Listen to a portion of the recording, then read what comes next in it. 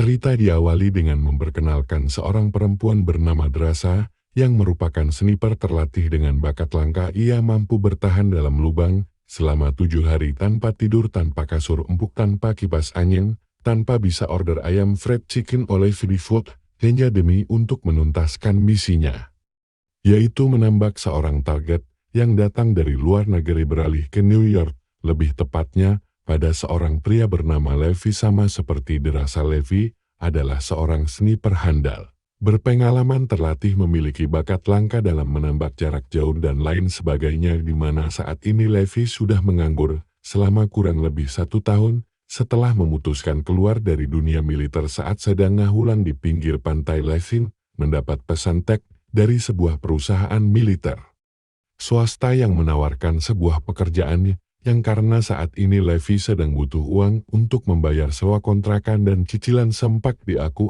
Levi pun menerima tawaran tersebut. Perkenalkan, beliau bernama Mara. Ibu Mara seorang pimpinan perusahaan swasta yang masih bagian dari lembaga militer. Beliau langsung membacakan data identitas Levi yang tercatat sebagai mantan salah satu penembak jitu elit dan sudah membunuh sekitar kurang lebih 27 orang atau target, di mana Marta sangat takjub dengan pengalamannya dan ingin menawarkan pekerjaan yang tepat untuknya. Pada bulan September, Levi terlihat sudah berada dalam pesawat setelah menerima pekerjaan yang dimaksud. Namun yang menarik adalah Levi tidak diberitahu sedikit pun tentang siapa targetnya, di mana lokasinya. Ia hanya perlu mengikuti perintah sesuai yang sudah diinstruksikan dan langsung terjun bebas dari dalam pesawat. Selama kurang lebih 3 hari 3 malam, Levi harus berjalan sejauh 38 km menembus hutan, melewati sungai, memanjat tebing, dan medan ekstrem lainnya menuju titik lokasi yang sudah ditentukan. Tibalah Levi di titik lokasi yang menjadi tujuannya, yaitu sebuah jurang dalam nan panjang yang ditutupi oleh kabut tebal, di mana Levi langsung bertemu dengan seorang tentara yang sudah setahun berada di sana, yang langsung mengajaknya menuju menara. Dari penuturan si tentara, ia mengaku sudah setahun bekerja di menara itu sendirian. Semua kebutuhan sudah disiapkan, mulai dari makanan, persenjataan, amunisi, dan lain sebagainya, tanpa diberikan clue atau petunjuk seperti apa jenis pekerjaan yang harus dilakukan. Levi harus menggantikan si tentara yang sudah selesai kontrak kerjanya. Dalam 1 tahun ke depan, Levi akan berada di sana sendirian tanpa oleh siapa-siapa. Tak hanya itu saja, Levi juga diberitahu tentang pekerjaan mereka yang sangat dirahasiakan. Tidak ada komunikasi ke dunia luar. Satu-satunya tugas Levi adalah memantau jurang berkabut tersebut. Terdapat pagar kawat yang mengelilingi setiap tepian jurang itu, ranjau peledak yang digantung di tiap sisinya, sensor otomatis yang dapat memberitahu jika ada pergerakan, dan satelit radar penyelubung yang berfungsi untuk menutupi jurang itu dari pelacakan seperti Google Earth ini untuk menjaga kerahasiaan akan keberadaan jurang tersebut. Old War satu-satunya partner kerja Levi adalah seseorang yang berada di menara seberang yang merupakan perwakilan dari negara lain, yang mana kegiatan atau pekerjaan ini sudah dilakukan selama kurang lebih 75 tahun setelah Perang Dunia Kedua, dengan para penjaga menara yang selalu diganti setiap setahun sekali. Levi yang penasaran pun terus bertanya ada apa di bawah jurang itu. Masih tentara pun menjawab sulit untuk menjelaskannya, tapi jika ada sesuatu yang memanjat dari bawah jurang itu, tembaklah cegah itu, naik ke atas ke permukaan, dan lakukan tugasmu sampai selesai. Entah ini ada kaitannya dengan makhluk mitologi yang sudah ada selama ribuan tahun, atau Yakjud Makjud yang keluar mungkin untuk menebar kekacauan. Entahlah. Levi sama sekali tidak diberitahu tentang apa yang harus dia hadapi. Saya makan serah titik penjemputan yang sudah ditentukan. Ia dijemput oleh sebuah helikopter yang akan membawanya pulang ke kampung halaman. Namun sesuatu yang tidak diduga terjadi ketika ia justru harus dieliminasi sesuai perintah dari pusat demi untuk menjaga kerahasiaan tentang tempat ini. Sasi Oktober, setelah 1 bulan berada di tempat ini, Levi terlihat sudah terbiasa melakukan rutinitasnya seperti memeriksa satelit penyelubung, memastikan pagar kawat tetap utuh, memeriksa mesin senjata otomatis, dan memberikan laporan setiap 1 bulan sekali. Alpha Bravo 7 Omega, disitulah Levi tak sengaja menemukan catatan yang dibuat oleh orang-orang sebelum dirinya lengkap dengan tahun pembuatannya yang salah satunya adalah penjaga menara dari tahun 1947 yang membuat. Kurang lebih seperti ini, hanya mereka yang beresiko terlalu jauh bisa tahu sejauh apa mereka bisa pergi. Untuk pertama kalinya, setelah 1 bulan berada di sana Levi bisa melihat partner jauhnya yang merupakan seorang perempuan dan tebak siapa itu yaitu adalah derasa sosok sniper profesional yang sempat kita lihat di adegan awal, sehingga sudah jelas orang-orang yang direkrut untuk menjadi penjaga. Menara adalah orang-orang pilihan dengan bakat langka yang dimiliki oleh orang biasa. Sasih November 2 bulan sejak Levi dan derasa menjadi penjaga menara mereka untuk pertama kalinya melakukan interaksi secara langsung menggunakan tulisan yang dilihat melalui teropong jarak jauh yang selain berkenalan satu sama lain mereka juga melakukan adu skill menembak untuk mengetahui siapa yang lebih baik. Kesenangan tiba-tiba saja berakhir ketika derasa melihat sesuatu di bawah menara Levi yaitu entah makhluk apa yang sedang jat itu. Derasa yang berada di sisi lain pun memberikan bantuan dengan melepaskan tembakan menggunakan senjata mesin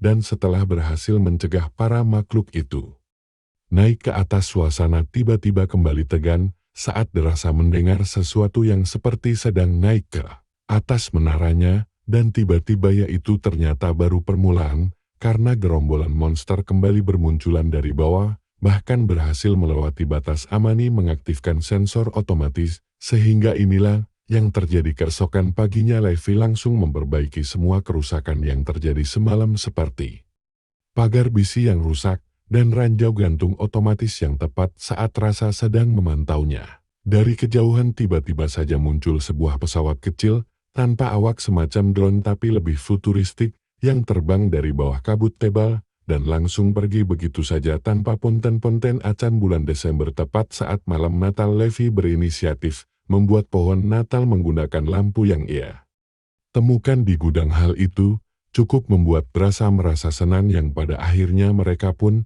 bersenang-senang bersama seperti bermain catur jarak jauh dan menabuh drum buatan seperti saat Levi main di film Wihasasi Februari. Setelah 6 bulan mereka berdua berada di sini, Asa yang sedang melpoint teringat dengan ayah cinta. Ia tidak melakukan patroli rutin yang membuat Levi bertanya-tanya hingga tepat dalam malam harinya derasa pun mengutarakan isi hatinya yang sedang butuh seseorang di dekatnya dan berkata, hari ini sulit andai kau bisa berada di sini denganku. Mengetahui derasa sedang butuh sosok yang bisa menenangkannya, Levi pun berencana untuk menemui derasa secara langsung. Ia mulai mencari alat-alat yang diperlukan dan bermaksud membuat peluncur tali agar bisa menyeberang ke menara. Derasa saatnya tiba. Derasa cukup terkejut dengan apa yang akan dilakukan oleh Levi, yang tanpa ada keraguan sedikit pun Levi pun menembakkan peluncur roket tanpa hulu ledak, dan setelah talinya sudah diikat dengan erat oleh derasa, Levi pun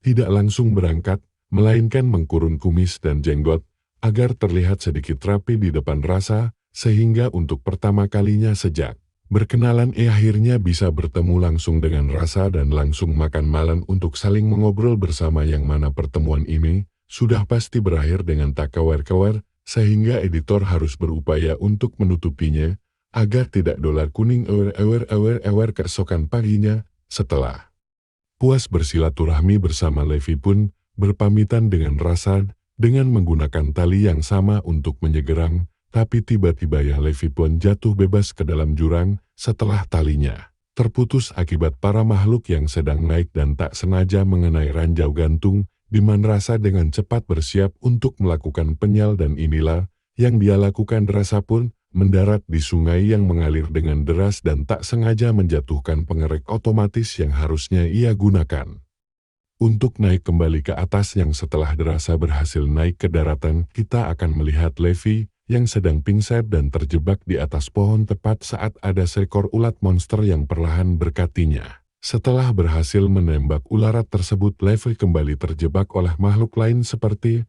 akar hidup yang memiliki taring dan perkat alami yang membuatnya tidak bisa lepas, di mana saat Levi sedang berjuang antara hidup dan mati, tiba-tiba muncullah derasa yang berhasil menyelamatkannya tepat Waktu di mana kejutan belum berakhir, sampai di sini. Karena tak lama kabut pun Rian semakin pekat dan entah makhluk apa yang sedang mereka berdua hadapi, makhluk-makhluk itu bisa menunggangi kuda dan mencoba menyerang mereka berdua, namun sebagai dua sniper terlatih yang memiliki bakat langka dan kemampuan di atas rata-rata, Levi dan rasa beras mengatasi itu semua di tengah kabut yang tebal. Mereka berdua pun berjalan tanpa arah hingga sampai di sebuah kota semacam kota mati yang sudah lama ditinggalkan. Tak hanya itu saja, Drasa pun menemukan retakan tanah bekas terjadinya gempa bumi di masa lalu, dan entah apa yang sudah terjadi dengan kota di bawah jurang ini. Menyadari resiko berbahaya ketika berada di tempat terbuka, Levi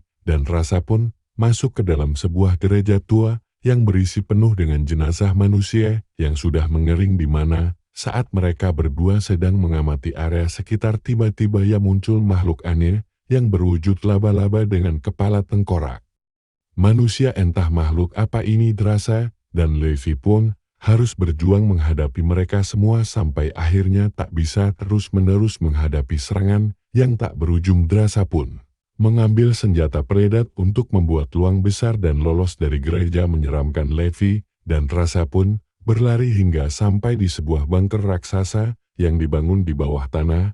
Ketika sudah berada di dalam, mereka pun menyadari bahwa tempat ini adalah sejenis laboratorium penelitian rahasia di mana Levi tak sengaja menemukan kaset lama dan langsung memutarnya untuk mengetahui isi di dalamnya. Dalam rekaman video lama itu, terlihat ada seorang ilmuwan yang merupakan pimpinan proyek rahasia pemerintah. Disinilah semua rahasia akan terungkap, bahwa pada tahun 1940-an, ketika Perang Dunia Kedua berakhir, di saat Oppenheimer sedang mengembangkan senjata nuklir atom, organi rahasia ini pun sedang mengembangkan senjata biologis atau senjata biokimia yang tidak kalah mematikan. Namun di tengah proses penelitian terjadi gempa besar yang mengakibatkan kebocoran, sehingga terjadilah bencana mengerikan ketika biokimia itu memicu mutasi genetik yang mengakibatkan DNA manusia bercampur dengan tumbuhan, binatang air, dan segala macam yang berada pada radius 4-9 km, dan hasilnya semua makhluk aneh yang kita lihat tadi adalah akibat dari bencana mengerikan ini. Dia tak berhenti di rekaman itu saja. Levi dan Drasa pun menemukan satu ruangan berisi komputer modern yang tidak mungkin berasal dari tahun 40-an, di mana saat Levi menyalakan komputernya, mereka menemukan sesuatu yang mengejutkan tentang orang yang merekrut mereka berdua, yaitu Ibu Mara, bahwa ia adalah pimpinan dari sebuah perusahaan swasta bernama Dark Lake, sebuah perusahaan yang bergerak di bidang penelitian genetik dan pertahanan, yang pada intinya Ibu Martra sengaja menjaga dan merahasiakan jurang ini untuk dijadikan sampel penelitian dalam rangka membuat pasukan tentara super untuk sebagai pertahanan Amerika Serikat. Tak hanya itu saja, Levi juga menemukan satu folder berjudul Stray Dogs atau anjing liar. Itu adalah sebuah protokol darurat andai kata terjadi pemaparan atau rahasia ini bisa terbongkar, sehingga secara otomatis hulu ledak raksasa akan meledak dengan sendirinya dengan radius kurang lebih 4-2 km. Selesai dengan lab tersebut, Levi dan Drasa pun keluar untuk mencari jalan agar bisa naik ke atas, namun di tengah pencarian tiba-tiba saja Rasa terkena jebakan tali yang dibuat oleh satu makhluk yang menunggangi kuda. Berdasarkan jejak Drasa yang diseret sejauh 500 meter, Levi pun berhasil menemukan kemana Drasa dibawa, yaitu sebuah lubang besar berisi rudal raksasa yang belum diluncurkan, dan disinilah Drasa sekarang diikat menggantung dengan makhluk tersebut yang terlihat seperti salah satu anggota Ian of the Gale yang memiliki wujud setengah manusia setengah pohon. Saya lupa namanya apa ya, jelas makhluk ini dulunya adalah manusia atau tentara yang terkena paparan biokimia yang tepat saat makhluk itu akan menyerang. Drasa pun segera mengayunkan badannya dan sangat tepat waktu Lei datang. Ketika Asa butuh pertolongan, si makhluk sudah mati. Drasa dan Levi pun mencari jalan menuju ke permukaan yang sungguh sangat tidak terbayangkan ketika mereka melihat tanaman yang bermutasi persis seperti yang sudah dijelaskan oleh ilmuwan yang ada di rekaman video jadul. Kebocoran biokimia tersebut telah menyebabkan DNA manusia bercampur dengan tanaman yang menghasilkan sebuah pemandangan yang sangat mengerikan. Alih-alih berjalan dengan perlahan dan sangat hati-hati, derasa si Jewer pun malah menginjak salah satu tanaman yang membuat ia ribet sendiri, sehingga Levi harus membereskan masalah tersebut dan terpaksa melepaskan tembakan peledak untuk menyelesaikannya. Lah berhasil perugah ke sebuah gudang yang masih menyimpan mobil jet tua yang tentu saja memiliki dari cukup kuat. Dengan wawasan dan pengalaman yang luas, mereka pun mengotak-atik mesin mobil tersebut dan langsung meluncur ke lokasi titik jatuh. Mereka tiba di lokasi tali putus yang digunakan oleh Levi untuk menyeberang. Mereka pun mengikat talinya pada derek mobil jet tersebut. Namun bukan hidup namanya jika tidak ada tantangan, karena ketika mereka sedang berusaha naik ke atas, muncullah beberapa makhluk kayu yang berusaha menyerang, sehingga tepat saat Levi dan Rasa berhasil melewati kabut tebal, makhluk-makhluk itu pun mulai memanjat naik untuk mengejar mereka berdua, sehingga lagi terjadi ketegangan dan adrenalin yang luar biasa menghariwankan. Dan inilah yang terjadi ya dengan bensin yang dibakar. Levi dan Rasa sukses menjatuhkan makhluk-makhluk itu dan berhasil mencapai permukaan dengan selamat. Tak membuang waktu, Levi pun kembali ke menara tempatnya berada dengan menggunakan peluncur tali milik Rasa. Sesampainya di sana, Levi segera memberikan laporan bulanan menggunakan telepon satelit, namun tak diduga telepon tersebut tersambung dengan Ibu Mara yang baru mendapat laporan terkait komputer di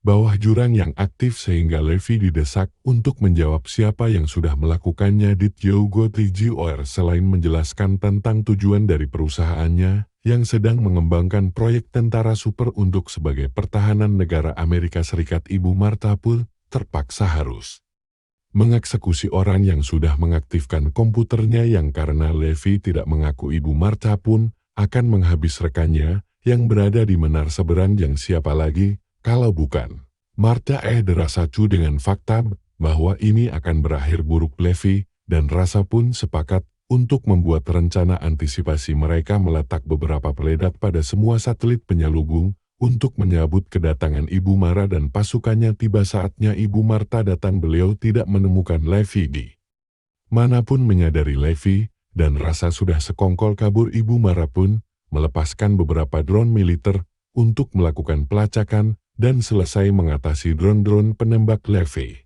dan Rasa pun langsung mengambil posisi membidik untuk menembak peledak yang sudah mereka tempel pada satelit, sehingga sesuai yang sudah dijelaskan di awal, satelit-satelit penyelubung itu digunakan untuk mencegah pemaparan kabut tebal berisi biokimianya, sehingga ketika satelitnya hancur dan pelindungnya lenyap, maka protokol keamanan bernama anjing liar pun akan secara otomatis diaktifkan, dan radius ledakannya akan terjadi sejauh 4,2 km. Dengan cepat Ibu Mar pun pergi dengan hel untuk mencapai jarak aman. Begitun dengan Levi dan Rasa yang berlari secepat mungkin menuju titik aman yang tepat.